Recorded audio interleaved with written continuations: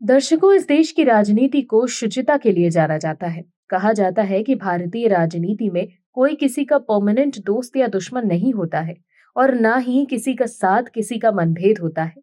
भारतीय राजनीति हमेशा से विचारों की लड़ाई रही है। यहाँ निजी कुछ भी नहीं होता।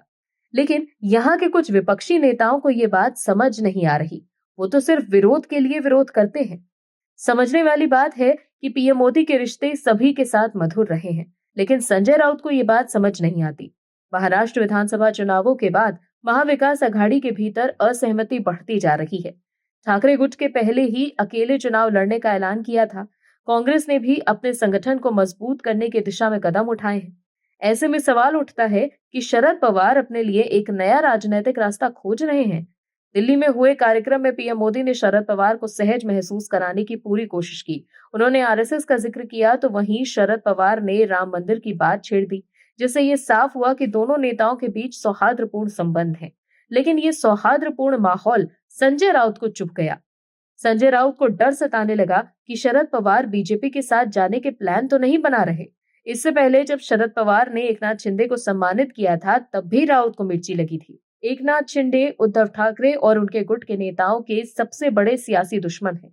ऐसे में सीनियर पवार द्वारा उन्हें सम्मानित करने के बाद ये संकेत मिल रहे हैं कि जब सीनियर पवार भी सत्ता से दूर रहना ही चाहते हैं और एनडीए में जाने के लिए उनके मन में लड्डू फूट रहा है।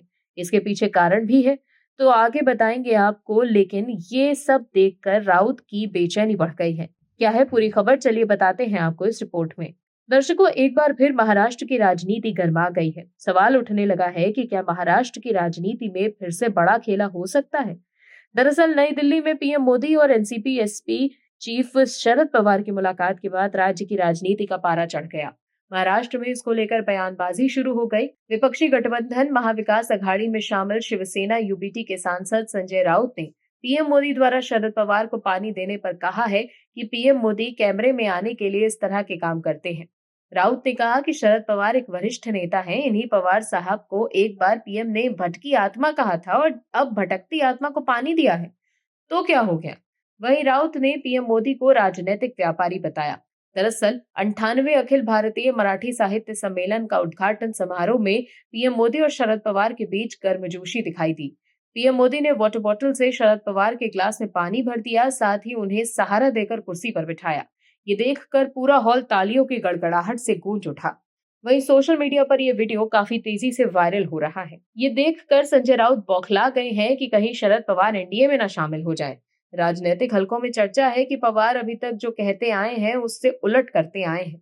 राजनीतिक विश्लेषकों का कहना है कि शरद पवार बीजेपी के साथ चले आए तो इस पे आश्चर्य नहीं होना चाहिए। केंद्र में बीजेपी की अगुवाई वाली एनडीए सरकार को अपने नंबर मजबूत करने हैं। शरद पवार की अगुवाई वाली एनसीपी के पास 8 सांसद हैं। इनमें से 6 सांसदों के कभी भी साथ छोड़ने की स्थिति खड़ी हो सकती है। जानकारों का तो ये भी मानना है कि अगर ये सांसद बीजेपी में जाएंगे तो राजनीतिक तौर पर हंगामा खड़ा हो सकता है। लेकिन अगर अजीत पवार की अगुवाई वाली एनसीपी में जाते हैं तो वो ये कह सकते हैं कि वो असली एनसीपी में आ गए।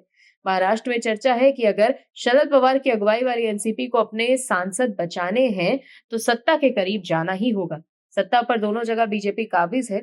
अगर केंद्र में शरद पवार प्रधानमंत्री मोदी की अगुवाई वाली सरकार को समर्थन देते हैं तो उनके सांसद न सिर्फ सुरक्षित रहेंगे बल्कि टूट का खतरा टल जाएगा। Bureau report OMH news. आप दर्शकों से विनम्र निवेदन है कि चैनल को सब्सक्राइब जरूर करें